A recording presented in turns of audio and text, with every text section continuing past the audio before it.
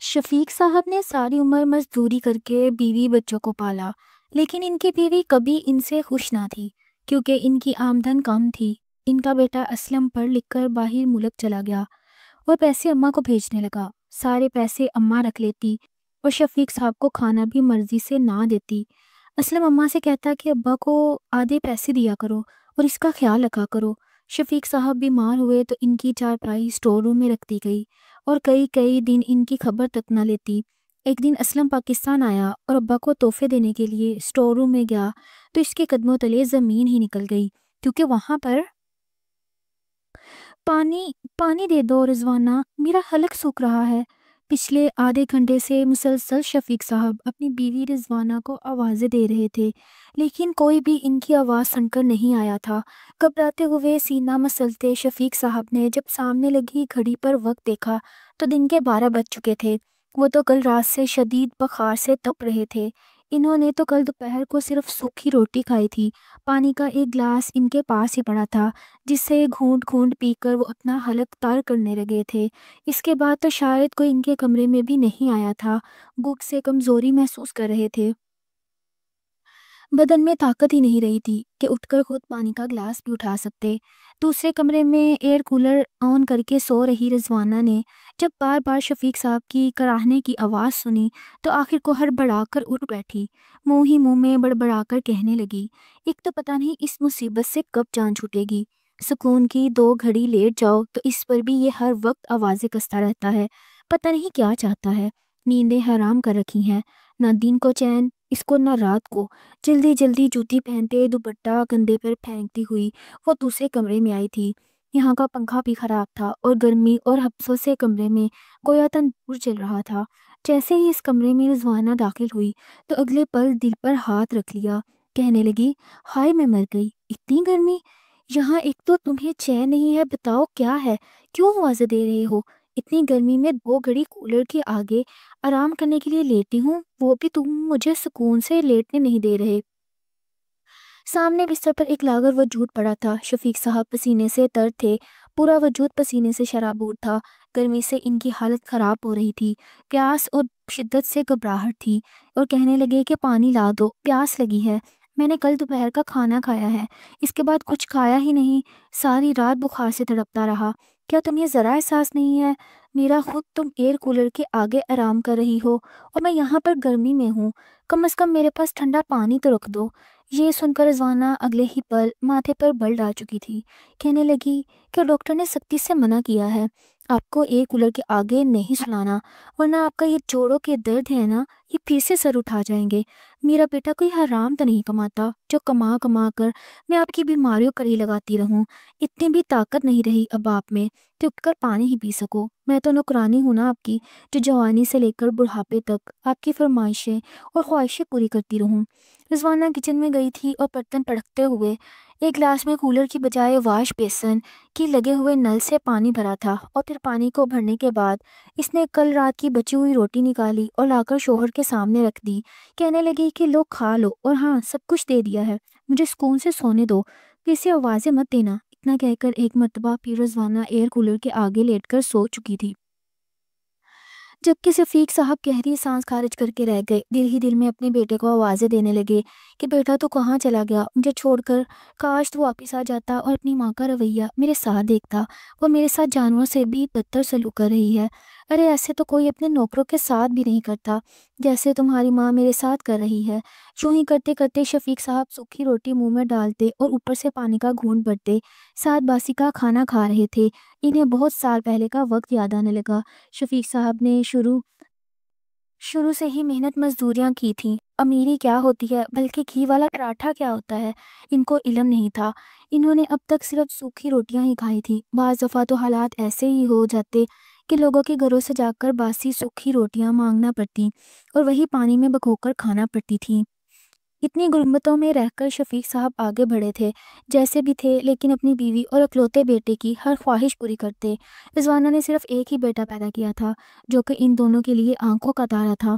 بیٹے کا نام اسلم رکھا۔ جب اپنے بیٹے کو بھوک سے بھی لگتا دیکھتے تو شفیق صاحب یہی کہتے کہ جس غربت سے میں گزرا ہوں اپنے بیٹے کو کبھی بھی گزرنے نہیں دوں گا، چاہے مجھے پہاڑ بھی کاٹنے پڑے تو میں کاٹوں گا، لیکن اپنے بیٹے کو میں پڑھاؤں گا لکھاؤں گا تاکہ جن مصیبتوں سے اور غربت کی چکیوں میں پستا رہا، میرا بیٹا ان سب سے نہ گزر سکے۔ شفیق صاحب سارا سارا دن محنت مزدوری کرتے رہتے، کبھی ٹرک سے بوریاں اتارتے، کبھی کسی اینٹوں کے بٹوں پر کام کرنے لگتے، کبھی کسی کان میں جا کر کان کنی کرنے لگتے، تو کبھی کسی ٹرین اسٹیشن پر جا کر بیٹھ جاتے اور لوگوں کا سامان اٹھا دیا کرتے۔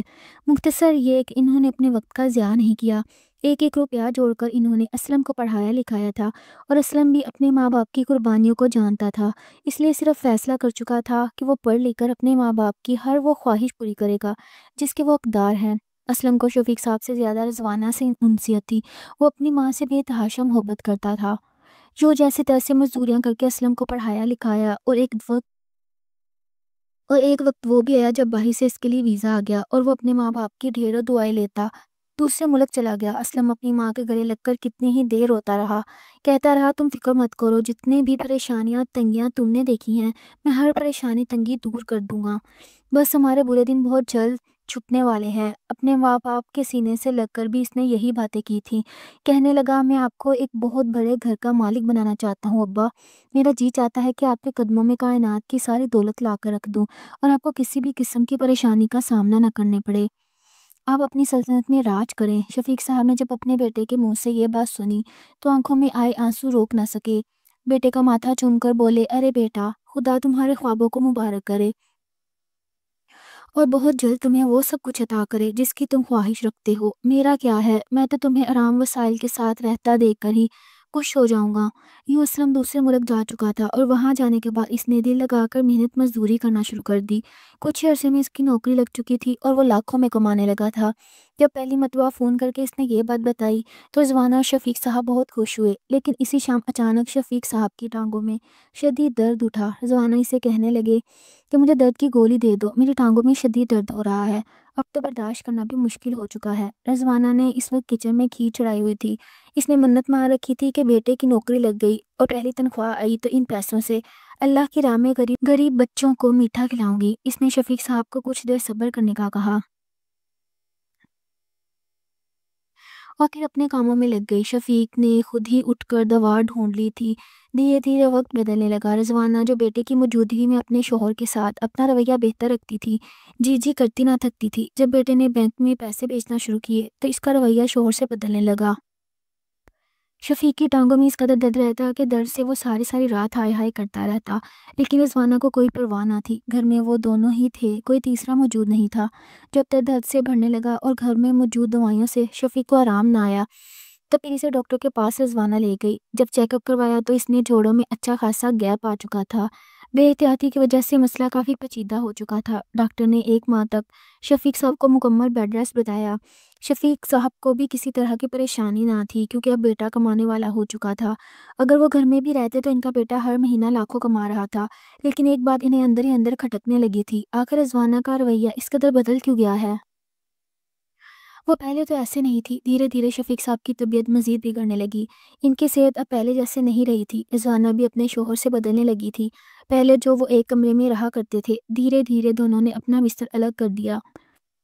شفیق صاحب اکثر رات کو کھانستے رہتے، کبھی کبھار سردیوں میں ٹانگوں کا درد جس قدر بڑھ جاتا ہاتھ اوپر رکھنے لگتے رضوانہ کی نیند خراب ہو جاتی، آدھی رات کو اٹھ کر وہ شفیق صاحب سے لڑنے لگتی کہ یہ کیا اچھا ہے، سارا دن میں سو نہیں پاتی، آپ کی خدمتوں میں لگی رہتی ہوں، گھر کے کام کاج مجھے دیکھنا ہوتے ہیں، اور پھر رات کو جب سونے کے لیے 2 گھڑی لیٹوں تو پھر آپ کی ہائے ہائے شروع ہو جاتی ہے، میری زندگی تو آپ نے برباد کر کے رکھتی ہے۔ پہلی مرتبہ جب شفیق صاحب نے اپنی بیوی کے منہ سے یہ الفاظ سنے تو وہ بے یقینی سے رضوانہ کو دیکھنے لگا، کہنے لگا کہ اچھا میرے کھانسنے سے تمہیں الجھن ہوتی ہے، تمہاری نیندیں خراب ہوتی ہیں، میں تو سمجھ رہا تھا کہ مجھے تکلیف میں دیکھ کر تم بھی تکلیف میں ہوگی اور میرے ساتھ میری اس تکلیف میں میرا ساتھ دوگی، لیکن تمہیں تو میری بیماری اکتا رہی ہے۔ جواب میں رضوانہ کچھ نہیں بولی تھی۔ شفیق صاحب دھیرے دھیرے اٹھ کر دوسرے کمرے میں جا کر لیٹ گئے۔ رضوانہ نے اسے روکنے کی بھی کوشش تک نہیں کی، جسمانی تکلیف تو اپنی جگہ تھی، لیکن جو دل پر اذیتیں رضوانہ کی وجہ سے شفیق صاحب کو پہنچ رہی تھی وہ گھبرانے لگے تھے کہ کہیں رضوانہ مزید بدلتی ہی نہ چلی جائے۔ شفیق صاحب کی ساری جوانی محنت مزدوریوں میں گزر گئی تھی۔ ان کی عمر اس وقت صرف 7 سال تھی جب پہلی مرتبہ انہوں نے مزدوری کرنا شروع کی تھی۔ سڑکوں سے پتھر اٹھا کر ایک جگہ سے دوسری جگہ پہنچاتے اور پھر مزدوروں کی مدد کیا کرتے۔ اس عمر سے لے کر پھر 40 سے 45 سال تک مسلسل مزدوری کر کے آئے تھے، جس کا اثر اب ان کے وجود پر ہو رہا تھا۔ اس سے تو اب پتہ چلا بھی نہیں تھا کہ بخار تھا کہ ان کے وجود میں سرایت کر چکا تھا۔ اپنی بیوی کو بدلتا ہوا دیکھ کر وہ یہ دعا کرتے، کاش میرے اللہ تو مجھے بیٹے کے ساتھ ساتھ ایک بیٹی بھی عطا کر دیتا۔ بیوی نہ صحیح تو میری بیٹی ہی میرا خیال رکھ دیتی۔ میں تو بس اس دنیا میں اکیلا رہ چکا ہوں۔ اسلم شروع میں جب کال کرتا تو اپنے ابا سے بھی بات کیا کرتا۔ بعض دفعہ تو آنکھوں میں آنسو بھی آ جایا کرتے، لیکن پھر اپنے آپ پر قابو پا جاتا۔ اس نے اپنے بیٹے کو اس کی ماں کے رویے کے بارے میں نہیں بتایا تھا۔ ابھی تک لاکھوں روپے اکاؤنٹ میں آ چکے تھے، لیکن لاکھوں میں سے 10 روپے بھی رضوانہ نے لا کر شفیق صاحب کے ہاتھ پر نہیں رکھے تھے۔ وہیں اس روز کال آئی تو اپنے ماں سے بات کرتے ہوئے کہنے لگا، ابا میں تو آپ کی جیب میں اپنے پیسوں سے بھری ہوئی دیکھنا چاہتا تھا۔ دکھائیں پیچھے کتنے پیسے رکھے ہیں آپ نے اپنی جیبوں میں؟ میری تو یہ خواہش تھی کہ آپ بس عیش کریں، عیش۔ اتنا سننا تھا کہ پورے وجود میں ایک سنسنی سی دوڑی۔ سامنے رضوانہ کھڑی تھی، بڑبڑا چکی تھی، جبکہ شفیق صاحب فوراً بات بدلتے ہوئے کہنے لگے، ارے بیٹا میں تو ہر وقت گھر ہی رہتا ہوں، باہر سودا لے کر بھی آنے کی ہمت نہیں ہوتی۔ میں ان جیبوں کو بھر کر کیا کروں گا؟ اللہ پاک تمہیں بس ترقی دے، اگر ہو سکے تو پاکستان چکر لگانا، تمہاری کمی بہت محسوس ہوتی ہے۔ اس سے پہلے کہ کوئی راز شفیق صاحب کے منہ سے نکل جاتا، رضوانہ نے فوراً سے فون لے لیا تھا۔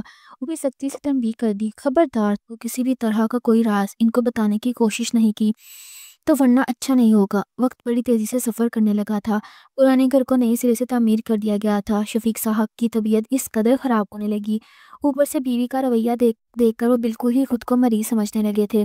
ایک وقت وہ بھی آیا جب رضوانہ نے اپنے شوہر کو کہہ دیا کہ بلا وجہ ہی تم نے اس کمرے میں ڈیرا جما رکھا ہے، یہ کمرہ بڑا ہے، ہوادار ہے، اسے میں اپنے بیٹے کے لیے ٹھیک کرواؤں گی، سجاؤں گی، تم ایسا کرو تب تک سٹور روم میں رہنا شروع کر دو، ویسے بھی ساری رات تم نے کرانا ہی ہوتا ہے، سوتے تو تم ہو نہیں، الو کی طرح جاگے رہتے ہو، اس لیے وہی سٹور روم میں ہی جا کر بیٹھے رہنا۔ یہ سن کر شفیق صاحب خاموش تھے اور ان کی چارپائی سٹور روم میں شفٹ ہو گئی، جو کہ بالکل بند کمرہ تھا۔ راہداری ایک جانب کو بنا ہوا تھا، کھڑکی کا دور دور تک نام و نشان نہیں تھا۔ ان کا دم اس کمرے میں گھٹنے لگا، کہنے لگے، یہاں پر گھر میں اور کمرے میں موجود ہیں، مجھے وہاں پر لے جاؤ، اتنا بڑا گھر ہے، میرے بیٹے کا سٹور روم میں کیوں میری چارپائی رکھتی ہے، یہاں میرا دم گھٹتا ہے۔ اتنا سنا تھا کہ رضوانہ جو بولی سن کر شفیق صاحب کے منہ کو تالا لگ چکا تھا اور کہنے لگی کہ اچھا ساری زندگی مجھے ایک ہی کمرے میں رکھ کر گزارا کروایا، تب میرا بھی یہی دم گھٹتا تھا، لیکن تب تو مجھے بڑی باتیں سنایا کرتے تھے، یہاں پر گزارا کرو، جو ہے وہ ساری زندگی تم نے جھونپڑیوں میں گزار دی، اور اب یہ کمرہ جو تمہاری اس جھونپڑی سے بھی بڑا تھا، اس میں تمہیں گھٹن محسوس ہوتی ہے۔ رضوانہ تو بھول ہی چکی تھی کہ اس گھر میں اس کا شوہر بھی موجود ہے، اپنی سہیلیوں اور رشتہ داروں کو بلا کر گھر میں بٹھائی رکھتی، باتوں میں لگی رہتی، اپنے میکے سے سب کو بلاتی، دعوت کرتی، اور شفیق صاحب سٹور روم میں سنتے رہتے تھے۔ رضوانہ نے کیسے بیٹے کی دولت پر عیش کر رہی تھی، یہ دیکھ کر شفیق صاحب بہت رویا کرتے تھے۔ ابھی بھی وہ سوکھی روٹی بڑی مشکل سے ان کے حلق سے گزرتی تھی، پانی پی کر انہوں نے اپنا پیٹ بھرا، لیکن دوبارہ رضوانہ نے پلٹ کر سٹور روم میں بھی نہیں دیکھا تھا۔ شفیق صاحب زندہ بھی ہیں یا مر گئے، اس سے تو شاید ان سب سے فرق ہی نہیں پڑتا تھا کہ اس کا شوہر زندہ رہے یا مر جائے۔ صبح تقریباً 10 بجے کا وقت تھا جب دروازے پر دستک ہوئی۔ رضوانہ اس وقت کچن میں موجود اپنے لیے ناشتہ تیار کر رہی تھی اور ساتھ ہی کہہ رہی تھی، رات کی روٹی پڑی ہے، اسے شفیق کھا لے گا، ویسے بھی بچی ہوئی روٹی ضائع ہونے سے تو بچ جائے گی۔ یہی سوچتے ہوئی وہ چائے بنانے لگی تھی کہ جب دروازے پر دستک سن کر وہ باہر آئی۔ جیسے ہی سوال کیا کہ کون ہے، تو اسلم کی آواز سن کر اس کے چہرے پر خوشگوار حیرت آئی تھی۔ جیسے ہی دروازہ کھولا تو سامنے بیٹا کھڑا تھا۔ اتنے سالوں بعد اپنے بیٹے کو اپنے سامنے یوں اچانک دیکھ کر وہ اپنے جذبات پر قابو نہ رکھ سکی اور اپنے بیٹے کو سینے سے لگا کر پوٹ پوٹ کر رونے لگی۔ کتنی ہی دیر بیٹے کو سینے سے لگا کر کہتی رہی کہ تم واپس آ گئے بیٹا، مجھے یقین ہی نہیں آ رہا کہ میرا اسلم میرے پاس واپس آ چکا ہے۔ جبکہ اسلم اپنی ماں سے ملنے کے بعد اپنے باپ کی تلاش کرنے لگا، اس کے ابا اسے کہیں نظر نہیں آئے تھے، یہاں تک کہ رضوانہ اسے گھر کے اندر لے آئی، لیکن سامنے کمرے میں، نہ ہی لاؤنج میں، نہ ہی کچن میں، کہیں بھی اسے اپنے ابا نظر نہیں آئے تھے۔ اس نے سارا سامان ایک جانب کو رکھا اور اپنی ماں کو کہنے لگا، امی ابا کہاں ہیں؟ وہ کہاں سو رہے ہیں؟ نظر نہیں آ رہے، جہاں پر کہیں باہر گئے ہوئے ہیں۔ اتنا سنا تھا کہ رضوانہ کے چہرے سے مسکراہٹ ہٹی تھی کہنے لگی کہ نہیں نہیں، وہ تو اسٹور روم میں ہے۔ یہ سن کر اسلم کہنے لگا اچھا اسٹور روم میں ابھی جا کر انہیں سرپرائز دیتا ہوں۔ وہ سمجھ رہا تھا کہ کسی کام کے تحت ابا اسٹور روم میں گئے ہیں۔ جب اسٹور روم میں جا کر دیکھا تو اس کے حلق سے چیخ نکلی تھی۔ رضوانہ نے دوبارہ جا کر اسٹور روم میں دیکھا ہی نہیں تھا کہ اس کو شوہر زندہ بھی ہے یا نہیں۔ رضوانہ گھبراتے ہوئے اسٹور روم میں گئی تھی۔ سامنے بستر گیلا تھا، بدبو پھیلی ہوئی تھی اور شفیق صاحب بستر پر ہی لیٹے آنکھیں بند کیے ہوئے تھے۔ اسلم ابا کو ہلانے لگا، جگانے لگا، لیکن وہ تو بالکل سخت ہو چکے تھے۔ گھبرا کر کہنے لگا ابا کی چارپائی یہاں کس نے رکھی ہے؟ یہاں کیوں سو رہے ہیں؟ کیا ہوا ہے؟ کیوں ان کے کپڑے خراب ہیں؟ وہ کہیں روز سے بستر پر ہی رفع حاجت کر رہے تھے، پھر بھی وہ انہیں اپنے ہاتھوں میں اٹھا کر جس ٹیکسی میں آیا تھا اس میں بٹھا کر ہسپتال لے کے فوری طور پر علاج شروع کر دیا گیا تھا۔ ڈاکٹر کہنے لگے اگر تھوڑی دیر اور ہوتی تو ان کا بچنا مشکل تھا۔ اپنے باپ کی یہ حالت دیکھ کر اس کے ذہن میں کئی سوالات آ چکے تھے۔ فی الحال تو اپنے باپ کی وجہ سے وہ بے حد پریشان تھا۔ رضوانہ بھی شرمندہ سی تھی، شوہر کے آگے پیچھے ہونے لگی۔ کچھ دیر بعد شفیق صاحب کو ہوش آ چکا تھا اور بیٹے کو اپنے سامنے دیکھ کر اس کے گلے لگ کر بچوں کی طرح رونے لگے۔ بتانے لگے کیسے تمہاری ماں نے ڈائن بن کر میرا کھانا پانی بند کر دیا۔ ارے یہ تو کھانا بھی اپنی مرضی سے دیتی تھی، میری تو اس کی نظر میں کوئی اوقات ہی نہیں رہی تھی۔ یہ سن کر اسلم غصہ ہو چکا تھا۔ فی الحال تو ہسپتال میں وہ کچھ نہ بولا۔ جیسے ہی شفیق صاحب کی طبیعت کچھ بہتر ہوئی تو اسے لے کر گھر آ کے بیڈ پر لٹایا اور پھر رضوانہ کو بھی وہیں پر بلایا۔ اپنی ماں سے سوال کرنے لگا کہ آپ نے ابا کے ساتھ یہ سب کچھ کیوں کیا؟ ایسے تو کوئی غیروں کے ساتھ بھی نہیں کرتا، آپ دونوں تو میرے ماں باپ ہیں، پھر میرے جانے کے بعد ایسا کیا ہو گیا جو آپ نے اپنا رویہ ابا کے ساتھ اس قدر بدل دیا؟ یہ جانتے ہوئے بھی کہ آپ کے شوہر ہیں۔ رضوانہ ایک جانب کو کھڑی پہلے تو غصے سے شفیق کو دیکھتی رہی، لیکن پھر اس کی آنکھوں میں آنسو آ گئے اور رونے لگی۔ رو رو کر کہنے لگی میں کیا کرتی، میں تو بس اس سے بدلہ لے رہی تھی۔ جو کچھ اس نے میرے ساتھ کیا تھا اس کا تو آدھا بھی میں نے اب اس کے ساتھ نہیں کیا اور اس کی یہ حالت ہو گئی۔ تمہارے سامنے رونے لگا اور میری شکایتیں لگانے لگا، لیکن میں بھی وہ تھی، وہ تو سارے شکوے شکایتیں کسی سے بھی نہ کر پائی، ساری راہ روتے ہوئے گزر جاتی تھی۔ رضوانہ کہنے لگی تم جانتے بیٹا، تمہارے باپ جیسے لوگ شفیق صاحب کے نام سے جانتے ہیں کس قدر ظالم تھے۔ شروع میں میری شادی ہو کر جب سسرال میں آئی تھی، ہمارے ابا صرف اور صرف اپنی ماں اور بہنوں کی باتیں سنتے تھے۔ انہیں اپنے ماں باپ اور بہنوں سے بڑھ کر کوئی نہ تھا، اور نہ ہی مجھے یہ بھی کہا تھا کہ کچھ بھی ہو جائے میری ماں اور بہنوں کے خلاف کوئی بات نہیں کرنا۔ میں نے سر جھکا دیا، ابھی میرے ہاتھوں کی مہندی بھی نہیں اتری تھی کہ پورے گھر کی ذمہ داری میرے کندھوں پر آ گئی۔ میں چپ چاپ سارے کام کرتی، لیکن کچھ ہی روز بعد مجھے بھی فخر مل گیا کہ میں حاملہ ہو چکی ہوں، لیکن پھر بھی کسی کو مجھ پر رحم نہ آیا، سارے کام مجھ سے ہی کروائے جاتے۔ مگر میں شوہر سے کچھ کہتی کہ تمہاری ماں نے مجھے باتیں سنائی ہیں، سارے کام مجھ سے کروائے ہیں، تو یہ مجھے ہی جھڑک دیتے کہ یہ گھر تمہارا ہے، تم نہیں کرو گی تو اور کون کرے گا؟ میری بہنیں تو اس گھر میں چند دن کی مہمان ہیں، کل کو ان کی شادی ہو جائے گی تو یہ اپنے گھروں کی ہو جائیں گی۔ ایک روز جب میں نے اپنی خراب طبیعت کی وجہ سے ساس کا کہنا نہ مانا اور انہیں دن کی روٹی نہ بنا کر دی تو انہوں نے اپنے بیٹوں سے کہہ کر مجھے بہت مارا تھا، ڈنڈے سے مجھے پیٹتی رہیں۔ پھر جب شام کو شفیق صاحب گھر آئے تو میری حالت اس قدر خراب تھی، مجھے تو لگ رہا تھا کہ میرا بچہ ضائع ہو چکا ہے، لیکن میرے بتانے سے پہلے ہی میری ساس اور نندے شفیق صاحب کے کان بھر چکی تھی۔ بجائے میری حالت پر غور کرنے کے وہ مجھے مارنے لگے، میرے پیٹ پر لاتے ماری، جس سے میری پہلی اولاد دنیا میں آنے سے پہلے ہی مجھے چھوڑ کر چلی گئی۔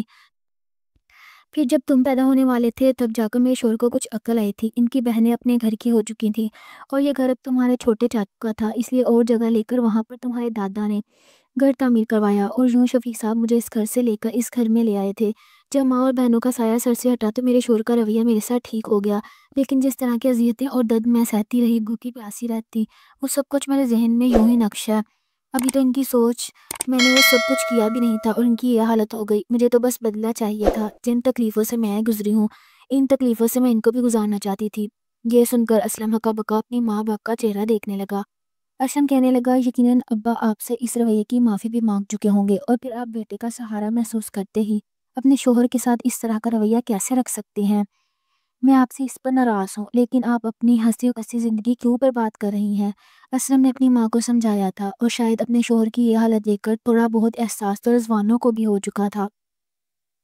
دھیرے دھیرے اس کا رویہ شفیق صاحب کے ساتھ بہتر کر لیا اور دونوں کی زندگی میں پھر سے خوشیاں واپس لوٹ آئی تھیں۔ ناظرین، مزید ایسی ویڈیوز کے لیے ہمارے چینل کو ضرور سبسکرائب کریں۔ بہت بہت شکریہ۔